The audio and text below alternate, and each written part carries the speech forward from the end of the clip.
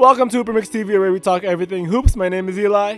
And my name is Pat, and today we got a quick short video on who we think should get traded before the NBA deadline. Pat, that's wrong. It's not who we think should get traded, but who you guys think should get traded. On our TikTok account, one of our videos that boomed was one regarding trade ideas. So we said best trade idea will make it to the next video. Well, here are some of your guys' best ideas, and do not forget to stay till the end for some big news. Anyways, you ready, Eli? Yup. Let's get started.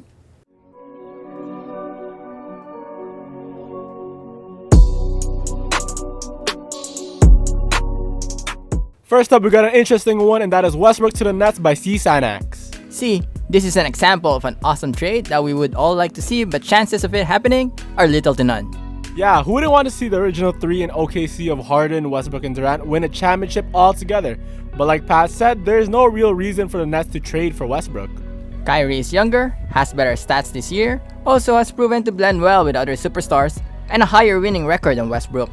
And the usage rate of these three would not work either way. So it would be amazing to see them all play again, but Brooklyn is not going to part with the best point guard in the East right now.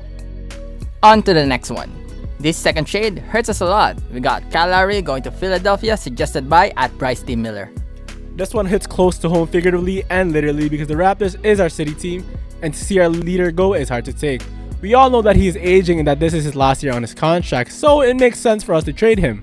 But Lowry has done so much for the city of Toronto and this franchise as a whole that we should not let him leave. And if he wants to go, it should be on his own terms. #We the North, forever Kalo. Back to the trade. See, for both sides, it does not make a lot of sense. The only way the Raptors would agree to this is if they got a younger star, most likely in Ben Simmons. Masai is not going to allow for some bench players in exchange for Lowry. Come on now.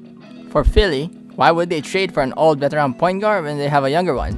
And that has helped in getting them the number one seed at the moment. And for Toronto, it does not make sense either.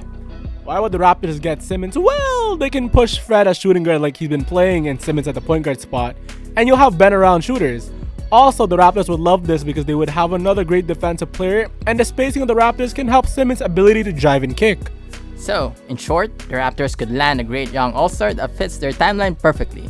But the 76ers would most likely not pull the trigger on this because they would not be getting enough assets.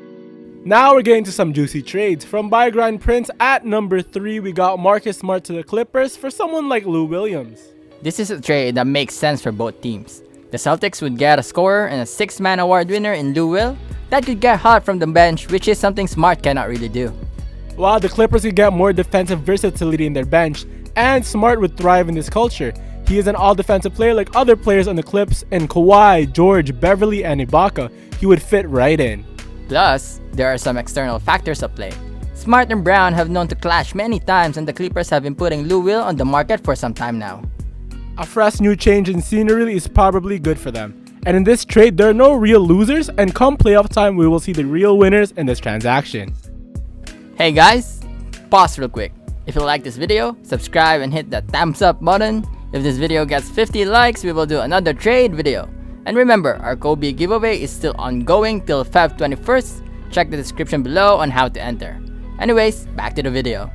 At number 4, we got Aaron Gordon to the Suns by Big Boy Turnit 420. This is by far your guys' favorite trade. Yeah, we had a lot of comments saying Gordon to the Suns and a whole discussion about it. And we think this trade is amazing. With the Rising Suns being so good this year, another scorer can elevate their game to the next level. We made a whole Suns breakdown, so go check the link up top if you want to know more about the Suns. Another scorer with Booker is a big plus, but imagine a power forward with great dunking abilities partnered up with CP3. I feel like I've seen this summer before. Oh yeah, Blake Griffin. But now imagine that with a younger team and a top 5 shooting guard. Now that feels one level ahead of the old Lob City. Culture-wise, this makes a lot of sense because like some of the comments said, Gordon would fit in with their defensive and team-oriented system. But, like we stated in the comments, they would need to give up both Camerons and a lot of future round picks. So... But for a second, who cares about that? Let's just imagine all those dunks with Gordon and Chris Paul. Plus, all the teams they can potentially knock out in the playoffs. This is a trade we love, but it is not our favorite trade. With our favorite trade from Little Dorito Dust, we got Lonzo Ball to the Miami Heat. Now that trade is fire, pun intended. Yep, this trade is one we already thought was a great trade before we posted that TikTok and the comments were kinda split. A lot of you guys agreed with us and some of you guys didn't, but let us tell you why this trade is so good. Lonzo Ball right now is having a bad season with his confidence going down the more games the Pelicans lose this year, which is the complete opposite of his younger brother LaMelo Ball, who is thriving, playing out of his mind, and having a little too much fun in Charlotte. Now, imagine the Pelicans trading him to Miami, where he would be partnered up with Jimmy Butler, one of the hardest competitors in the league, and that would really push him to be the best version of himself. That's what he needs right now. For the Pelicans, it would make sense because they would potentially get back either a young guard in Kendrick Nunn or a strong all-star veteran in Goran Dragic. But for Miami, this is a big win because they'll get a player who would excel in their system. Pat Riley and Eric Spoelstra run a pace and space offense. So, imagine a point guard who lives in fast break situations, throwing it to shooters like Tyler Hero, Duncan Robinson, Myers Leonard, and Kelly Olynyk. Or reverse that and let him lob it to players like Iguodala or their all-stars in Butler and Adebayo. Or reverse that even more and let Bam get the boards, handle the ball, and lob it to Lonzo, who in his time with the Lakers was catching and laying down dunks every single game. That would be a treat to watch. Plus, the Heat are struggling right now, so for them, they've got nothing to lose. And Ball will fit their age timeline moving forward. Those are the 5 players who you guys chose that should get traded this season. Our favorite was Lonzo to the Heat. What was yours? Shout out to these 5 wonderful people for giving us some interesting trade ideas, and you can be part of the next trade talks. All you gotta do is follow our social media at HooperMixTV. We're on Twitter, Instagram, and TikTok, and we make posts daily. I repeat, daily. Don't forget to like, subscribe, hit that bell button below to get notified for new videos every week, and share with your friends. Well, that's it for this one, and we'll see you guys in the next video. And we out!